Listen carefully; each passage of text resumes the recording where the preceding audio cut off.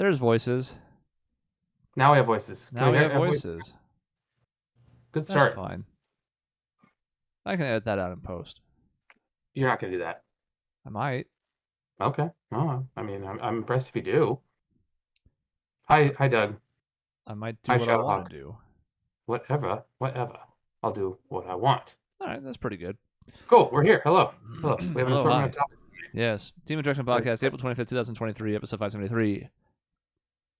And this is right there. Yeah.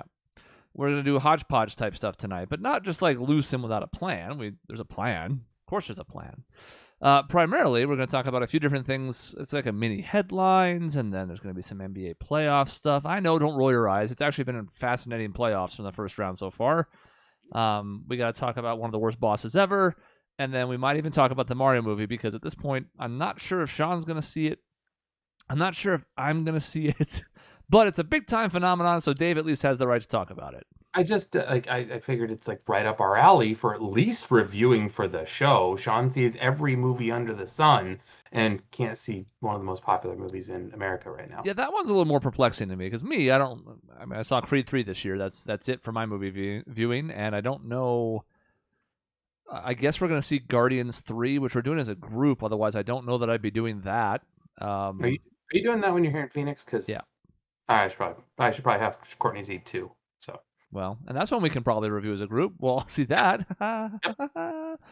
But as far as the Mario movie goes, I mean, I could see it. I'm not opposed to seeing it, but I just don't often feel like, oh, I'm just going to go to the movies today and be there for 3 hours. So we'll give you the chance to talk about that, but that's later. I think we should start with the NBA playoffs because it's happening right now. The Suns are playing the Clippers. It's the end of the first quarter, and I don't have the game on. I'm just watching the score bug, but still. It's happening as we speak, so let's talk a little bit about the Suns. We're not going to go into great detail on them because we'll do a bigger thing at the next stage, whatever that is. Hopefully, it's talking about the next round after tonight, but, we're not going to jinx anything. But just so far, Suns up 3-1, up 2 end of the first quarter tonight. What have you thought about the playoffs for them so far? I mean, the best part about this playoff so far is that we're up 3-1 on a team that we should be up 3-1 on. I mean, really, we played like garbage in game one and gave that game away. I think we gave that game away. Kawhi was amazing in game one, but we really gave that game away. And the only thing I've heard is negative from people. Like, we have the top scoring duo in the playoffs right now. Booker is, I think, objectively, well, until Jimmy Butler last night, the best player in the playoffs so far. And yet all I've heard is negativity and complaints, which is probably a good thing, knowing that our fan base expects more from this team. But we're up 3-1. We're up by 2 at the end of the first quarter. I mean, from the Suns, I don't know what else I can really ask for at this point, except maybe the bench do a little bit better. Yeah, a little more bench contribution would be nice. They're not going to be playing a ton of minutes this time of year, so it's like I don't have high expectations, but they have still not met my expectations so far. Campaign is back tonight, so hopefully that helps, and maybe our starters won't have to play 45 minutes. I don't know. Crazy talk. I don't know.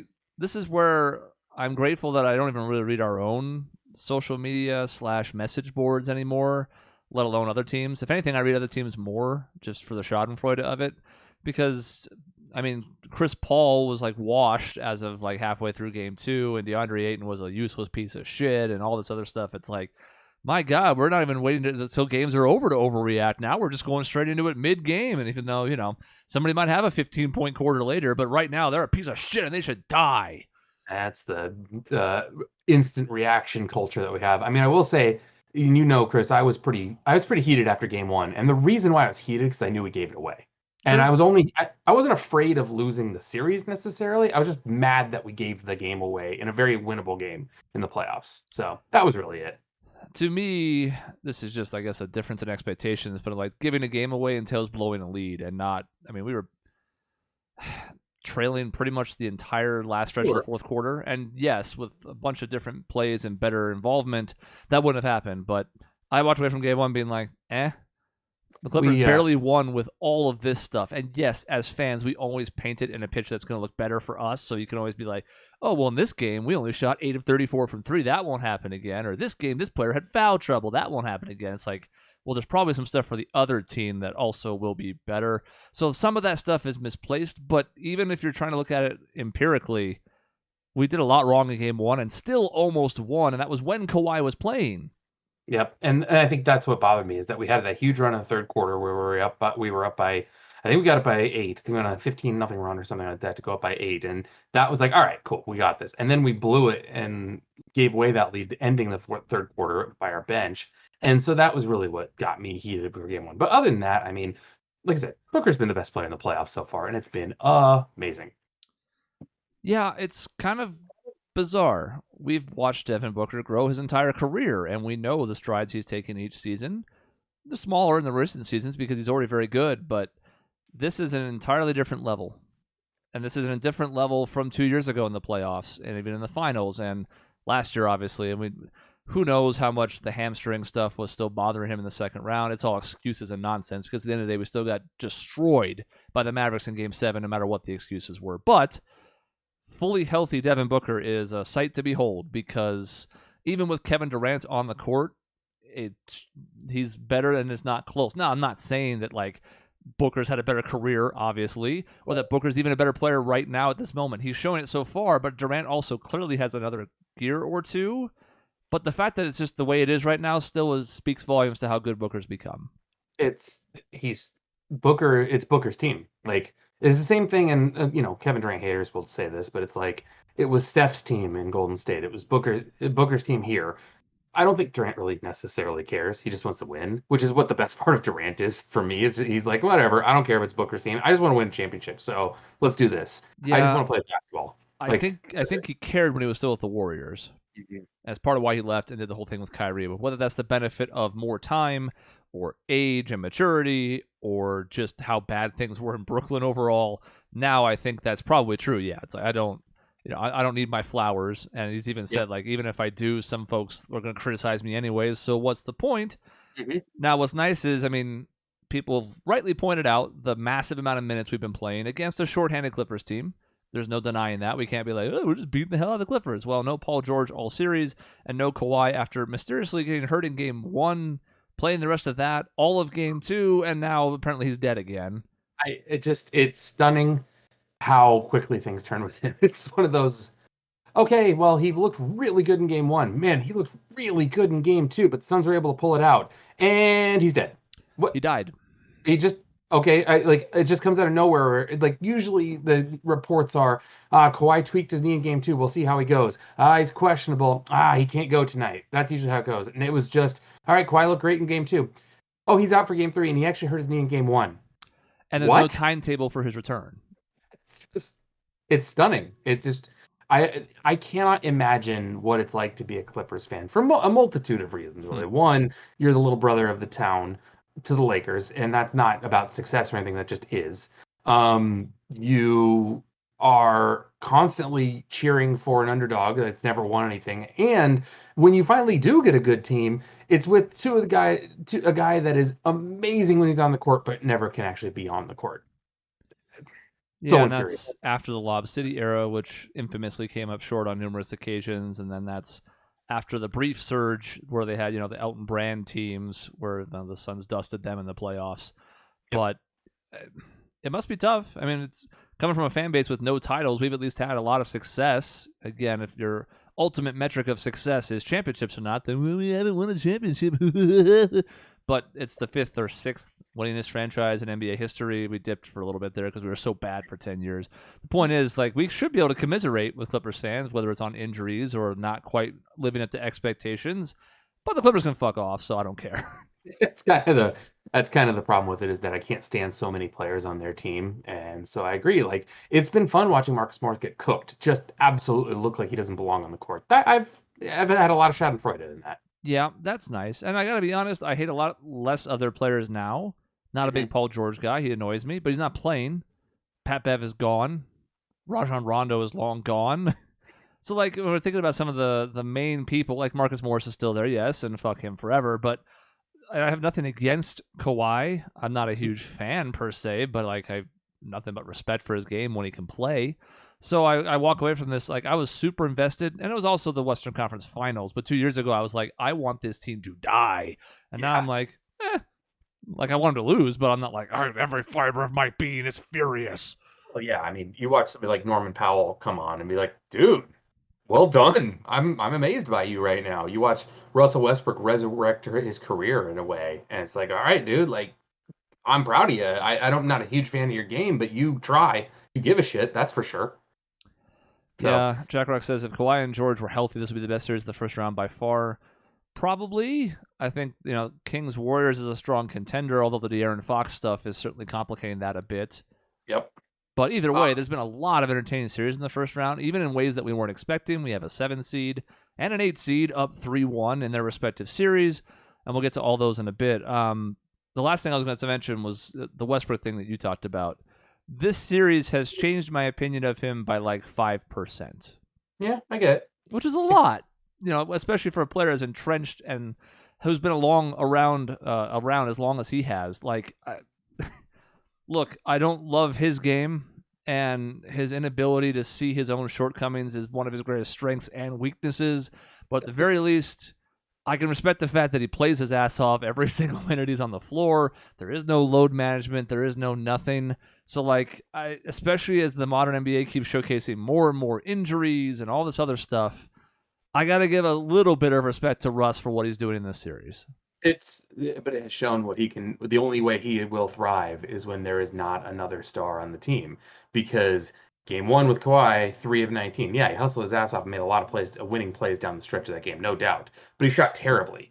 And he really only started scoring and being the Russell Westbrook that's kind of like taking over a game when he had full reign of going at it. And he's just, again, we've always said about him, he's one that just is not going to win you games. He'll try his ass off and look amazing and wow you with his athleticism, but he's not going to win games. That's kind of the problem. It's been that way most of his career, and people will go, well, he led that OKC team to this and that. It's like, nah. His MVP year, they were a 7 seed. Yeah, they were, 46 and 36 when he won MVP or something like that? Yeah. So again, I'm not going to all of a sudden be like, I love Russell Westbrook, but I do have to acknowledge the fact that it's a rare sight to see someone go that hard in this NBA, especially someone that, again, like in his case, is no spring chicken anymore. He's not old and washed, but like to give that kind of effort on a night in, night out basis and not really complain or this or that, I give a little bit of respect. A little. In the other series, man, another player that I have questioned how much I like as far as a player goes, Jimmy Buckets, man. Whew, what a game last night. Again, a guy who gives a shit when it matters. But the difference is he plays winning basketball in the playoffs. I've seen him go like, okay, this is the game that matters. In the regular season, he's kind of like, he coasts a lot, it seems. So it's just interesting seeing that. Yeah, but like, maybe that's the way. Because in light of that performance last night, I was thinking, we just talked about Paul George, Kawhi Leonard, whomever, load managing the entire season and then getting hurt anyways, to the point where it's like, why did we bother then? Because now you're a worse seed because you didn't play them as much and the intended goal didn't work anyways.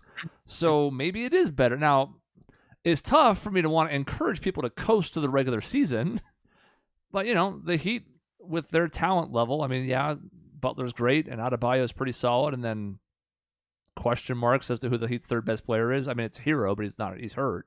So, like, what are they supposed to do anyways? They ran the risk of missing the playoffs by him coasting so much, but if it's to flip the switch at the right time, who really cares? Because I'll take this over the Paul George experiment. Exactly. And it's really intriguing seeing Milwaukee down 3-1. I mean, they're going back to Milwaukee. You expect them to win that game. But, man, can they win in Miami for Game 6? Whoo, boy. I mean, Duncan Robinson all of a sudden is an NBA player again for the first time in a couple seasons, so that's interesting. Double, really, right? Pretty much, yeah. And like you said, I mean, you would expect them to win that, but I would expect them to win Game 4. The Bucks are very good. I picked them to win the title because I respect that team and that roster construction so much. But Chris Middleton was damn near invisible in Game 4. Drew Holiday had a terrible shooting night. Giannis is clearly not 100% and reportedly got treatment after the game as well. So, like, there's some red flags. We know 3-1's doable. It happened to the Suns twice in consecutive years, for example. But it's not easy, even with 2 at home, to beat a team 3 times in a row. Yep. Yeah, well, I mean, we'll see because it's my thought was playing either the Celtics or Bucks, and it's gonna be real hard to play the Bucks if they're out in the first round. So I'm not gonna cry over losing them. That's for sure. No, and shout outs to Jay Crowder getting DNP-CD in Game 4. And Shout maybe out. you should have hung around, huh, buddy? Yeah, We probably could have used you for a bit. that's funny. Yeah, we probably could use you in this series actually, which is what's sad. Yeah, it would have been nice to have him around. I don't really hate the guy, but the way he left, I'm not a big fan of. So enjoy it or do not play. Yep, exactly. And a game that I feel like you could have contributed to. But now, the Bucks, I still think they'll come back and win that series, but it's real shaky. I wouldn't want to put any money on it for sure. Right. You mentioned the Celtics, so did Jack Rock and Chat. Yeah, they kind of threw away a chance tonight too. And look, I'm not saying they're going to lose their series. No team's ever come back from 3-0 down, as has been well chronicled. But like, they can't be thrilled to be going back to Atlanta only up 3-2 if for no other reason than it's a tick, tick, tick, tick, tick on Joel Embiid having time to get healthy. Exactly. You want that series to start sooner than later. And Kevin Durant's lying on the ground. Okay. He seems okay. Okay. Sorry, I looked over to the side and saw Kevin Durant holding his back. That's bad. But he should be okay. It's fine. Russell just keeps trying to kill him, that's all. Yep, it's bad. But he's okay. He's okay. He just he's fine. He's shooting free throws, it's okay. Yep, he's fine. His mom looks worried. Well, she always does.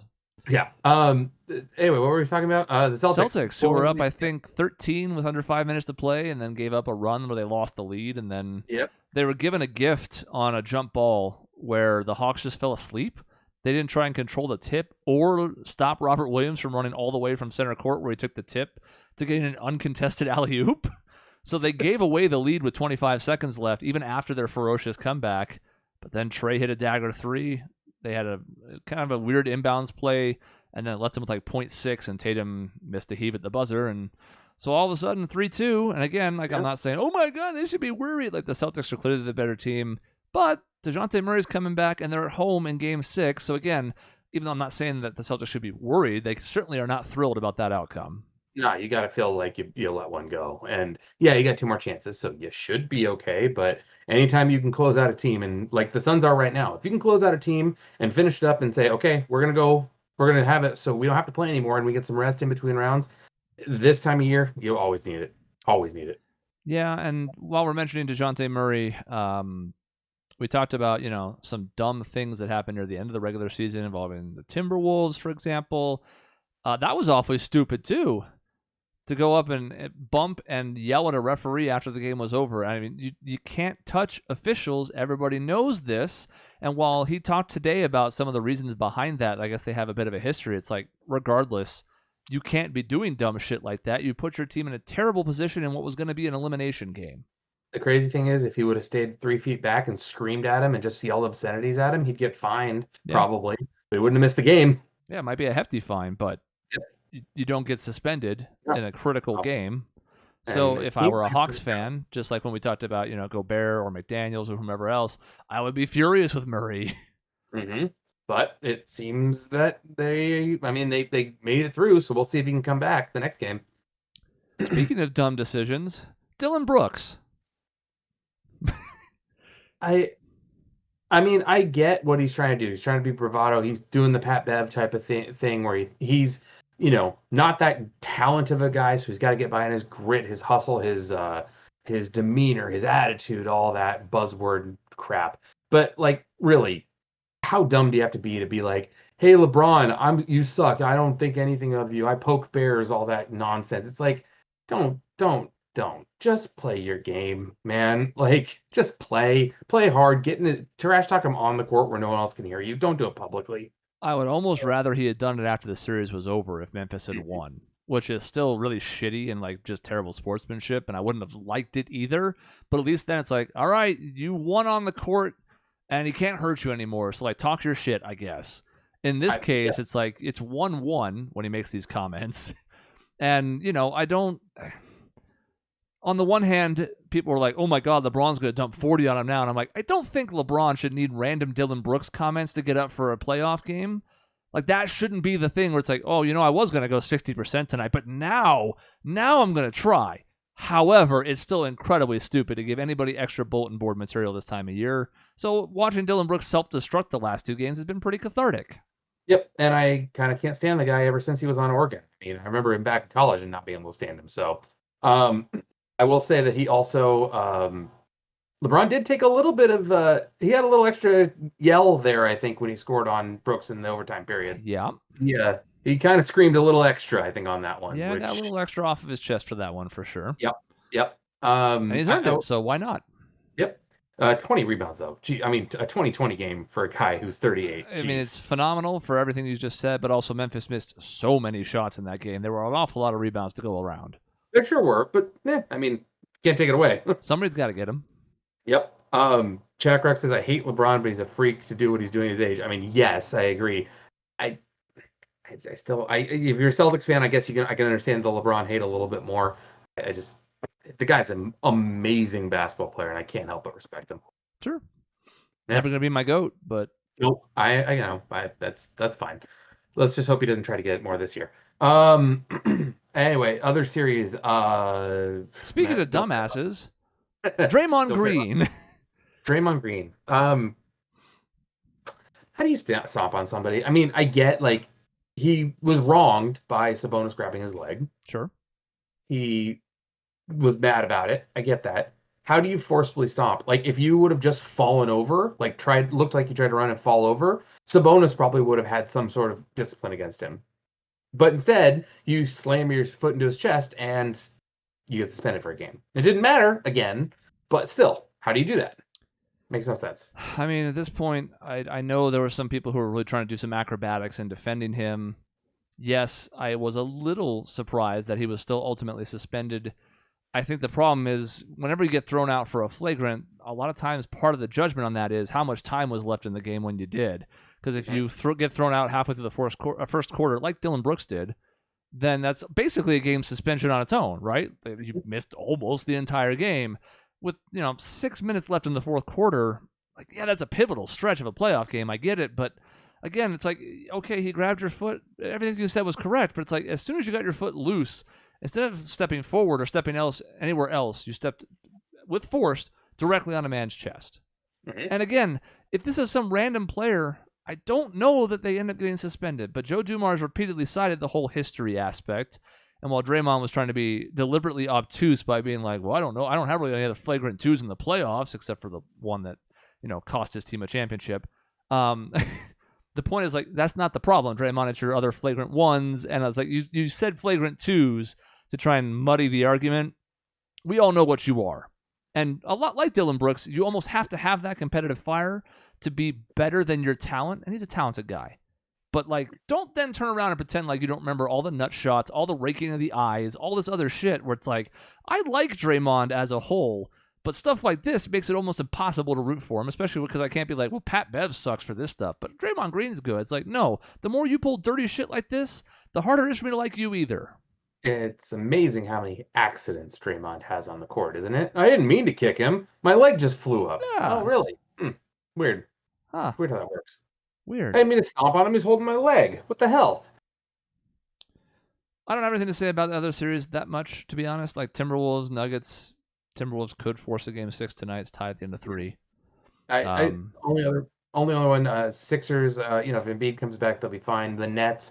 Mikhail looked great. Cam looked great. But again, I mean, I hate to point it out, but they can look great. But if you don't win, that's what matters. As good as Mikhail has gotten, he's never going to be a number one. No. And I don't think he was really intended to be. This team is obviously in flux, and some of their draft stock that they've just gotten from us and others is going to shape that team going forward, and they could also land a free agent this offseason. There's not many available. So, like, if he could be a really good number 2, which is something we probably didn't think before this season. So, I mean, again, nothing but love for the two of them. They were both pretty bad in Game 4, but at that point, the series was over anyways. So, like, whatever. I was thinking they were going to at least maybe win that with no Embiid, with Harden kind of being at home, but couldn't quite pull it off.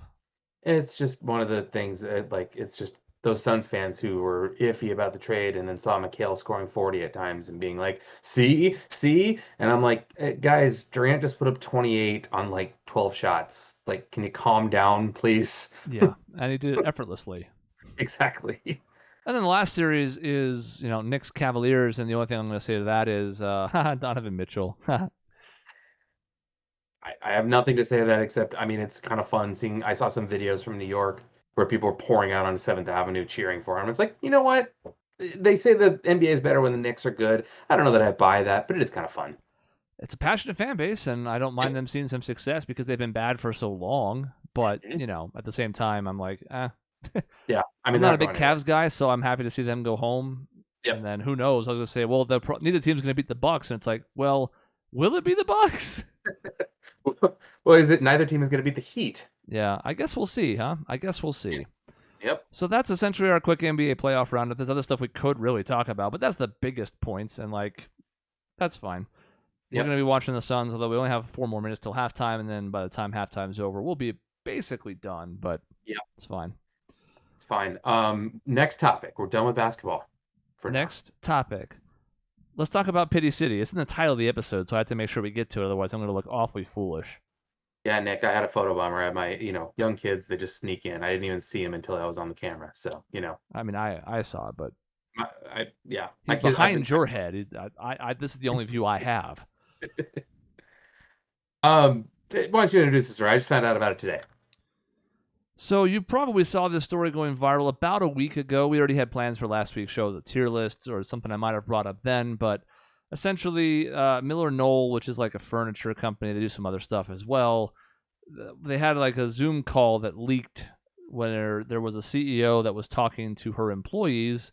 And while the speech started off relatively positive, by the end of this like minute 45-ish clip, she basically like rails on everybody because like an employee basically asked like, what's the best way we should stay motivated if we don't get bonuses this year? Because they were talking about how there was a bit of a financial shortfall and like they hadn't met their goals, etc. And all of a sudden she went off.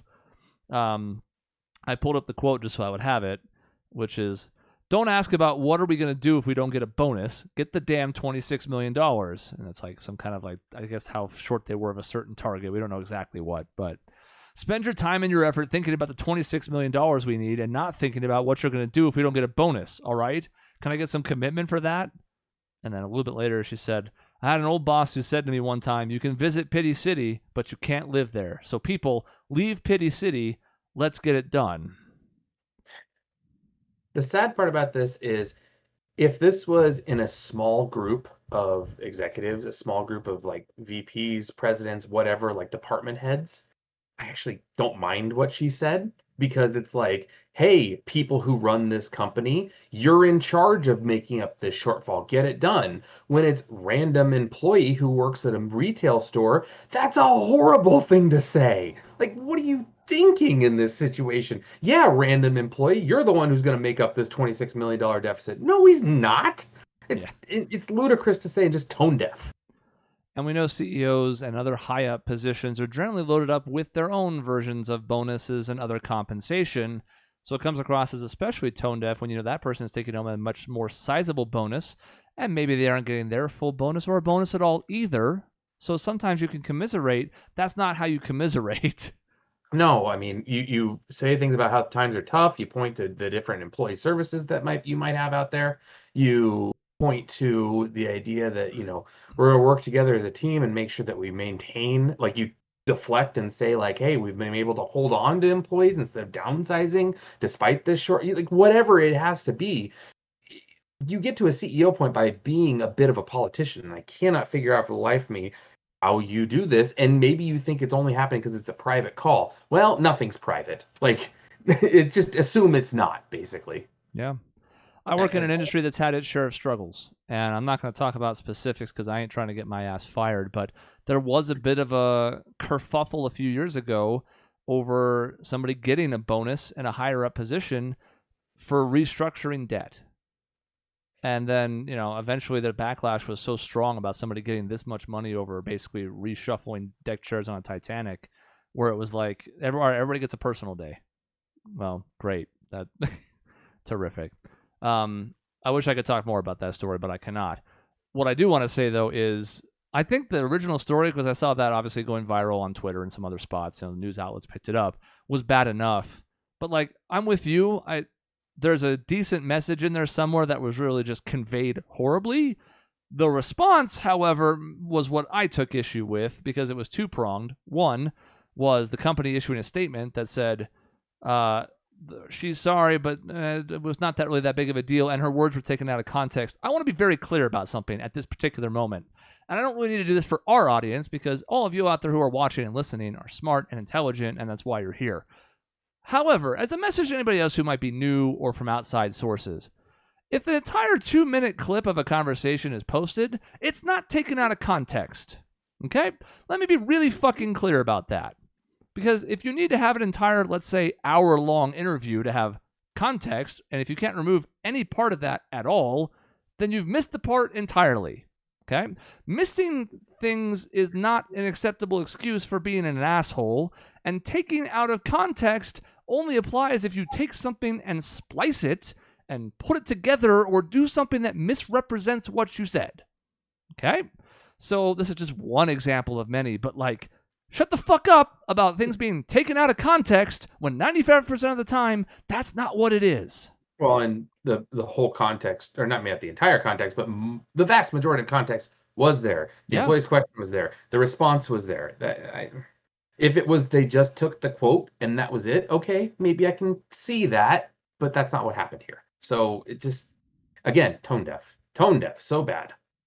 And even then, you can argue just the offensive part of the quote is still enough context. But you're right, the clip that went out included pretty much the entire lead up to that, and then the question and the response. So, like, I don't know what people want. Do you want, because no one's going to sift through a 60-minute clip to get to the very end where that happens. It's not going to happen. No. And it's, overall, again, I don't think, I think she's probably frustrated in the sense that their sales have gone down and they're like in probably a bit of a precarious position as a company. And so maybe she's on edge. You're a CEO. You just can't do that in public spaces like that. Nope. Tuck says CEO is still going to get $4 million on stock benefits on top of $1 million salary. Yeah, she gets about $5 million in compensation. So those numbers are about right. I think it was like $1.1 million in salary. That was last year's numbers from the article that I saw. So they're releasing, so the publicly traded company, they're releasing that information in August of this year for what her 2023 compensation is. Yeah, so... and you have some time to lower that. And if there was any plan to get her any kind of bonus, it sure as hell better not be now, because there will be an uprising. Yeah, and I want to say, like, I don't want to sound like a CEO apologist, but I think people do undervalue their importance sometimes, and the reason they get paid so much, especially in successful companies. The problem is what you hear about is sinking companies who decide, well, we're sinking, so we're going to fire a bunch of jobs, and then CEO gets a $30 million bonus. It's like, what? Those aren't concurrent. Like, you sucked at your job last year. Why are you getting a huge bonus? Right. Because the leadership aspect of it is sometimes undervalued. You also have to be the person ultimately responsible for anybody underneath you, which is no small task at times, even in just my capacity. And I'm not exactly a huge person by any means, but like I have several things that I run. And sometimes it is annoying having to be like, oh, that person screwed up. Well, I'm going to go explain what happened and talk somebody down. And like it comes with the territory, and I get compensated more than others because of it. So like I get it. However, like you said, the optics of this are horrible, whether it's inside the company or outside. Because there are some times where you see somebody who goes viral for something, and it's like, okay, maybe they went about it wrong, but they're really trying to rally the troops. They're really trying to boost internal morale. Like, they went about it the wrong way, but they're really trying to get everybody on their side. Like, come on, guys, we can do this. This is the opposite of that. I think it was intended to be that, but it's hard to see how anybody else would have thought that that was a positive, and you could see that from the viral response. Yep, exactly. And it was also visible in her apology, which is the other thing I mentioned. I said two things. I feel terrible that my rallying cry seemed insensitive is not an apology. Okay? Let's be very clear about that. So the same person who made this mistake also didn't bounce this off of enough people with HR or someone else to realize that when you apologize, you actually have to take ownership, and that's basically the same as, I'm sorry you were offended, in just a few more words. Yeah. What I hoped would energize the team to meet a challenge we've met many times before landed in a way I did not intend, and for that I am sorry. A little better, but still. Even that kind of sounds like this is a challenge we've met many times before. This is where reading and subtext are fascinating to me, because that could be exactly what it is. Like, we've done this before. I know we can do it. I just wanted to tell them they could. Or it could be, We've done this many times before. They screwed up, and that's why I'm in this position to begin with. If they had just met their goal, I wouldn't have had to say that to them. So without tone and other stuff, I don't know. I'm not giving her the benefit of the doubt, given everything else, but all of that is like, man, you just need to have, if you don't have this yourself, if you don't have this intuition, if you don't have this innate empathy, make sure you surround yourself with someone who does. And then be careful what you say, even when you think it's private, because, yeah. It's 2023. So, like, Yep. I assume nothing is private. Now, what's nice is I don't often say things where I'm worried later on about, like, oh, boy, I've got out of hand there. Or, it's like we're not talking about a Donald Sterling thing where I'm like, oh, boy, I was casually racist on that phone call. I hope nobody was recording me on the other side. But still, there are certainly times where I might lean towards a phone call if it's something of a particularly sensitive nature because I don't want to send an email or I don't want to have a Zoom call where it's a lot easier to record that stuff.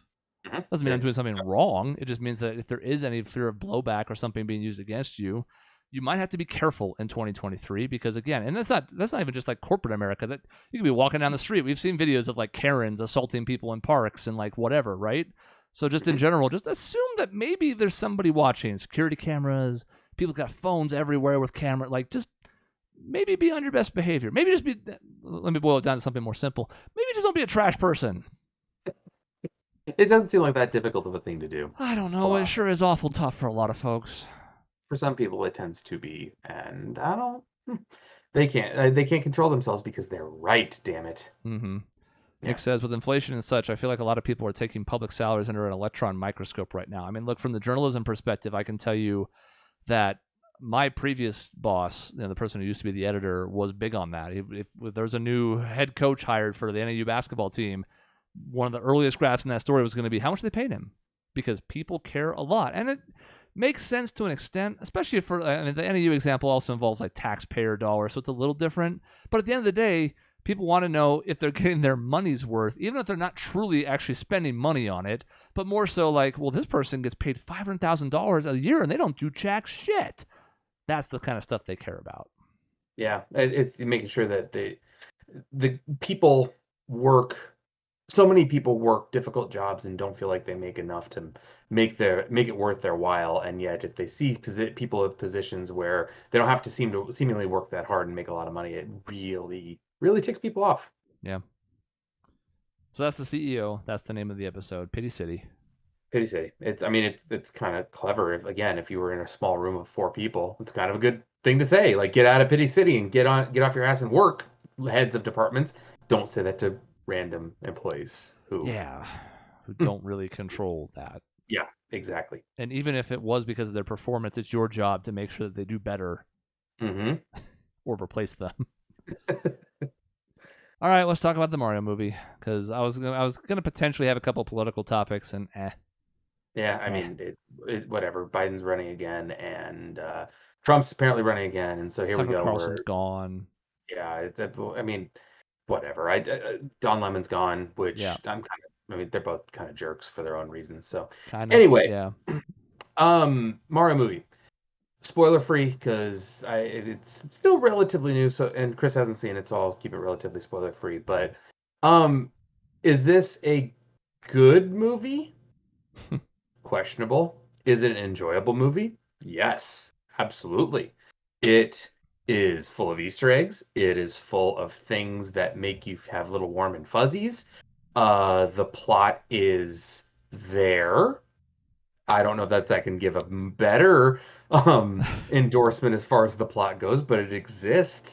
It's kind of what you expect the plot to exist as, but yet it's satisfying. The voice acting is great. Jack Black, I mean, from the first trailer I saw, I'm like, damn it, he is going to absolutely kill this. Yep. And he did. Charlie Day was fine as Luigi. Chris Pratt was okay as Mario. They did have Charles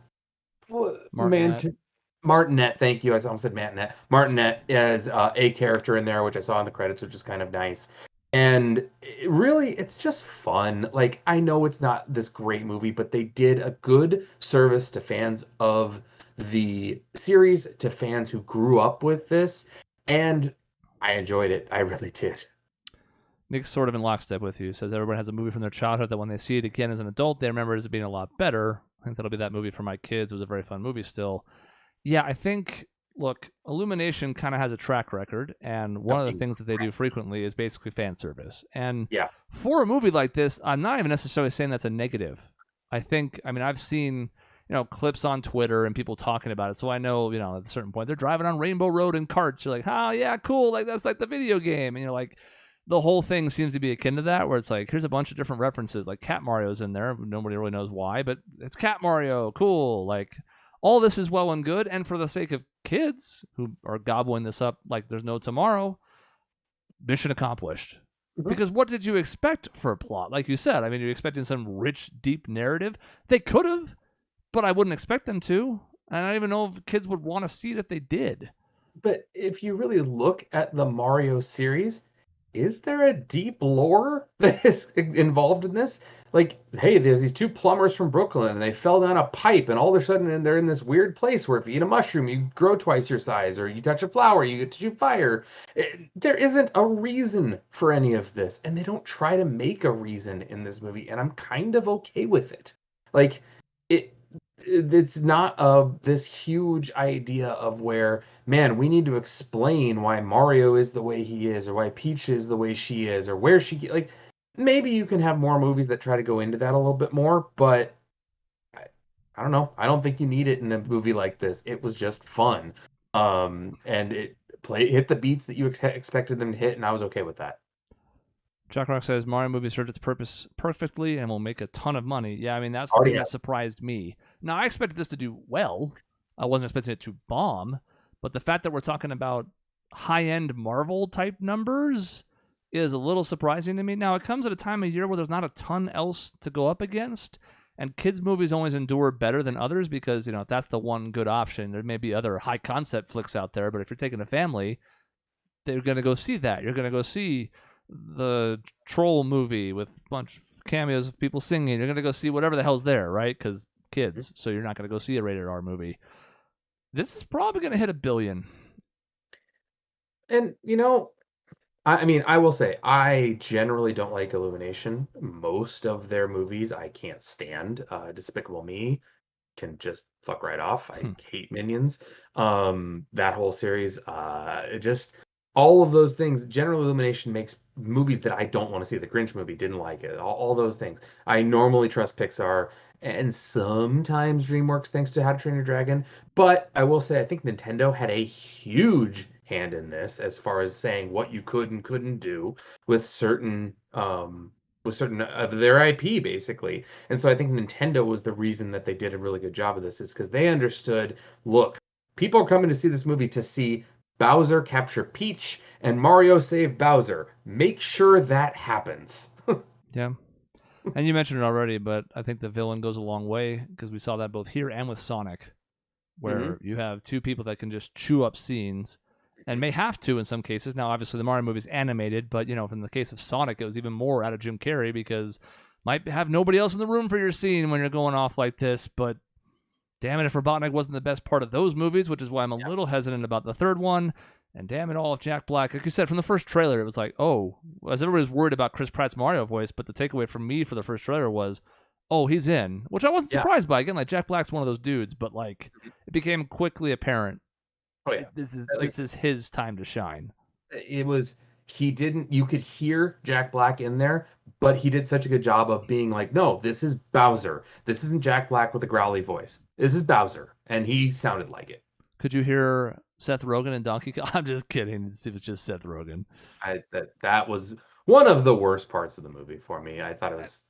It leaked that apparently, like, he told them, like, I don't really do voices, so if you're going to put me in this role, it's just going to sound like me. And they're like, all right, bet. So, okay. Yeah. I'm not a huge Seth Rogen fan as is, so that didn't help at all. I could have gone another direction. I don't know off the top of my head who, but I'm just not a huge Seth Rogen fan. So, but again, fun movie overall. I can't complain. So now there's talk about, like, will they do a whole Mario cinematic universe, which the letters are already taken, but sure, fine. Or a Super Mario cinematic. That's MCU. Still not great. No. which you could certainly do. I mean, we know there's other Nintendo franchises, some of which also don't have a ton of story that you could tap into and then do some kind of Smash Brothers Avengers thing. Like, sure, I guess. But I'm sort of with you where I'm like, Illumination's fine, but I'm not like over the moon about the prospect of them handling something that does have more narrative importance, Zelda. So like, it certainly opens up opportunities. It doing this well means we could see more of this. My only hope is that it's actually good. I can say, I mean, there's an end credits teaser, as I think that's what they call them in Marvel movies. After the credits, there's a little teaser, so they could go that direction at the end of that teaser. If they want to make a second one, and I'd be okay with that. I mean, there's a bevy of like generations of Mario that you can kind of go to, going from the original Mario and those power-ups to Mario World, going into Mario Galaxy, bring Rosalina in there if you want a little bit more of a harder, darker movie, that type of thing. And I've disappeared. Cool. You're back. I'm back. Okay, hello. Had to close the web thing. Anyway, so there's a way you can go.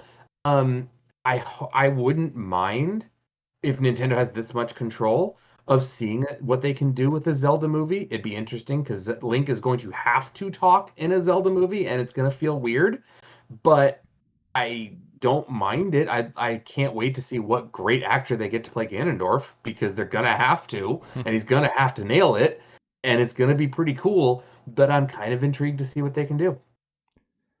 Yeah, I mean, benefit of the doubt for the time being, because again, even if this wasn't a stellar movie, it checked most of the boxes you would hope that it would, and it's fun and it's good for kids, and it didn't. I mean, look, at this point, we've expected a little bit more from our video game because we talked about like with The Last of Us. There's been there's been a handful of projects that have actually lived up to the hype as far as converting video game material to other screen material. I don't.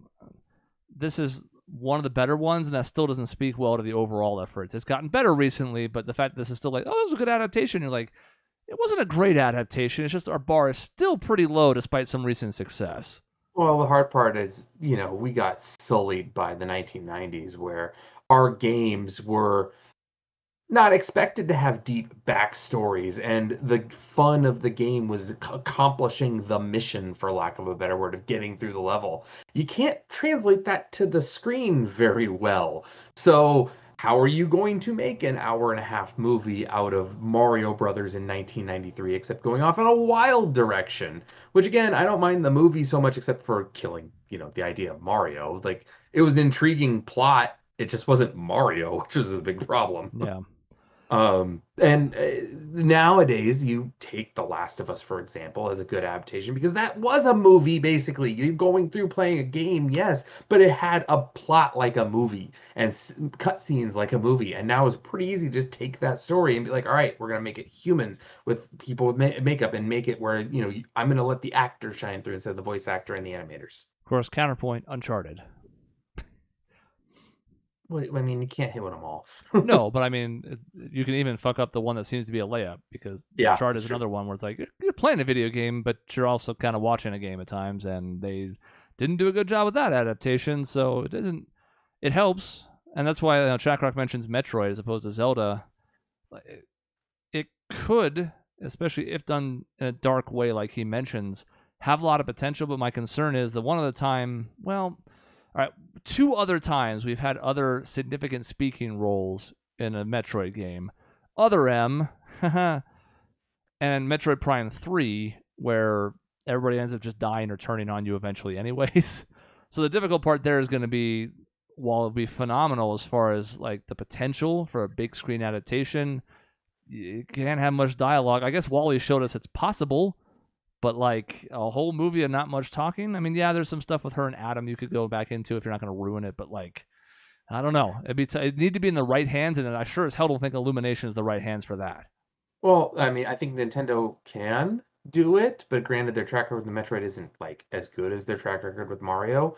The big thing that it comes down to is when you have a movie like this, you can deviate a little from the game, but not much, because people who really like it will get real pissed off real fast, and those who know it well want to see your version of this story. So don't break from what's it. Your formula is there. Use it. And that's what I think companies are learning nowadays when it comes to video game adaptations is like the Last of Us, for example, took a character and had that entire episode that was not in the game, but it was hugely revered because it took a small portion that people connected to and expanded on it rather than changing something completely. And that's where I think you can win. Yeah. It's kind of amazing to think now how much, I don't know, at best you could call it short-sightedness, at worst you could call it egos were involved in looking at a video game as a source material and being like, we don't need any things that made it that. I'm going to do my way. I'm going to do it the way I think it should be done. I'm going to install my vision into it, and that's going to make it great. And it was terrible, and everybody went, what the hell? How did this happen? It's like, well, you didn't make a thing that was based on the IP you purchased. You just made a thing and coded it in that coat of paint. And I think that probably came from the idea of like people taking novels and changing things around greatly in novels, and not and many people getting upset about it because hey, whatever, not that many people read the book in comparison to how many people play a video game nowadays or how many people see a movie nowadays. And so the book crowd wasn't that great being like, yeah, I didn't like that they changed this. It just kind of, it was expected from books. From video games, I already saw it. I saw the same thing. And when you change it, my visuals of that, as opposed to my imagination of it, it hits harder. Mm-hmm. It's a visual medium, even if we're talking about 8-bit stuff, where it's going to look different if you look back at original 8-bit Mario. But nonetheless, it's a visual medium. Whereas, I mean, hell, half the time with books, it feels like the casting is as controversial as maybe potential changes to the material, because it's like, well, that's not how I pictured that character in my head. Yep. I will say, like, going from the book to movie adaptation is some of the stuff that they do. When you read the book and enjoy the book, feels insulting when they change it. Like Ready Player One was my biggest example of that, where I'm like, dude, you had actually a pretty good material in the book, and I understand you got to cut some stuff because the movie, the book's too long, whatever. But you dumbed it down to a level that was just like, you're insulting me at this point. So, yeah. All right, you got to give it a score. Okay, I'll give it a score, but I want to comment real quick on Nick Fiala's. They're going to be tempted to throw in an "Excuse me, Princess." Oh, let me say that right. Excuse me, Princess. I imagine Tom Holland somehow is going to play Link and throw that line in there, and I'm going to make me want to blow my brains out. That's my prediction right now. Yeah. Does Chris Pratt ever say it's a me Mario? Yes, only in a context of a commercial. Is that the one where Charles Martinet's voicing him? A little bit. But as far as I know, there was like one time. I mean, it's in the very beginning of the movie, so it's not really a spoiler. But basically, they had their comical Mario and Luigi voices in a commercial. Yeah, it's not their real life voices. Yeah, exactly. That was the reason they're playing caricatures.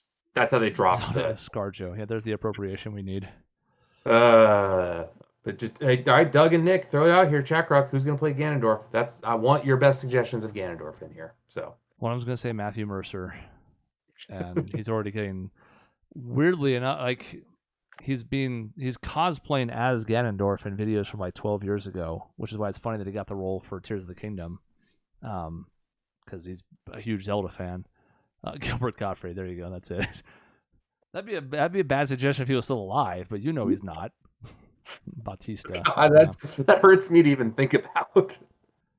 I mean, Bautista has the physical size to be a good Ganon, especially this more ripped Ganon we're seeing in Tears of the Kingdom. Who's no wonder the Master Sword gets fucked up. La. I don't hear anything about Tears of the Kingdom. I've not watched a single trailer. I've avoided everything. I got mad at my son for putting on music from Tears of the Kingdom in the car today. So nothing. I don't want to hear it. The music from the trailer is really good. Yeah, I don't want to hear it. The dude who played Gileath Osborne from trailer. Yeah, I'm blanking on his name, but I know who's talking. Jameson. Was that Jameson Price originally? I think so. Who was the guy who played Thanos? I can picture the guy. Why can't I think of his name? I could just see him doing decently well and switching over to the Ganondorf role. Just maybe. Chat, save me. Who played Thanos? I can picture him, and his name is like two shortish names. I don't know. I have no idea. But give it a score. Okay, well, give a score. For an enjoyment factor, it's probably a 7.5, 8 out of 10. As far as a movie plot, 6.5, 7. I'll get 7. 7 out of 10. Yeah, 7 out of 10. Okay, that's fair. I mean, it's not gonna blow you away. It's fun. It's absolutely fun. Josh Brolin, there you go. There you go. Well, anyway, maybe he could do well as Ganondorf, but he's not a big name, and that's the only problem. Kind of a big name. I mean, kind of, but not to, Jim Carrey or Jack Black level. I bet you Sean would have an argument against that if you were here. Well, here. yeah, I know, but he's not here, though, so fuck him. All right, that's the end of this episode. We'll be back next week. We will not be back in a few weeks. I think, what is that, the May 16th, I think we're missing. Yep. We had thought about trying to record something in advance for that, but instead we ended up spinning that into the series that we've been doing of the top 25 songs from certain series. Final Fantasy is wrapping up this week. It's on 4 today. So we'll have the number 1 for that at the end of the week on Friday, and then we'll have our wrap up then. And then we're jumping straight into Zelda because it felt like a good lead-in for Tears of the Kingdom. So we'll be doing the top 25 songs from Zelda with Dave. With this Dave. I did it. Me. I did it with him over there. Yeah, we haven't even finished it yet. We did the first 15 the other night, and we still have to do the other 10 this weekend. But we had a lot of fun doing the Final Fantasy one. This one's also been really fun so far. It's kind of a cool project, and it's a nice way to fill content too. So check those out just in time to see the sun's making a run. Yes. Really happy. I turned the game off. I'm really happy that one of my choices that I thought was going to be controversial is still hanging around, and I'm excited about it. Yeah, because you're going to be extremely disappointed or happy. Yeah, like a 9-1 run to start the half or something. I haven't been paying close attention, but they definitely cut the deficit basically already. Go Suns. Go Suns. Yes, we're going to hope that by this time next week we are playing through game 2 of the next round series. Game 1. Actually, let's hope Minnesota wins, and then we're only in game 1 on Monday night. Minnie's down 6 with 3 minutes left, so not over, but not looking great. If either Minnesota or the Clippers win tonight, game 1 I think would be Tuesday if either team extends. But yeah, Monday or Tuesday, one of the two. So yeah. We'll see. It pushes it back from Saturday, and there's going to be a lot of time to rest, assuming the Suns take care of business, which we certainly think and hope they will. Yep. It's getting back to fourth quarter. Let's finish this out type of deal. So sure. That's the end of the episode. Thank you for joining us in chat, especially participative episode. So thank you for that. Thanks for hanging out with us. If you're listening on the podcast, that's cool too. But come check us out on YouTube sometime because that's the fun way you can contribute to the show live. That's on youtube.com/Objection Network, or you can check out our website, objectionnetwork.com. We'll see you next time.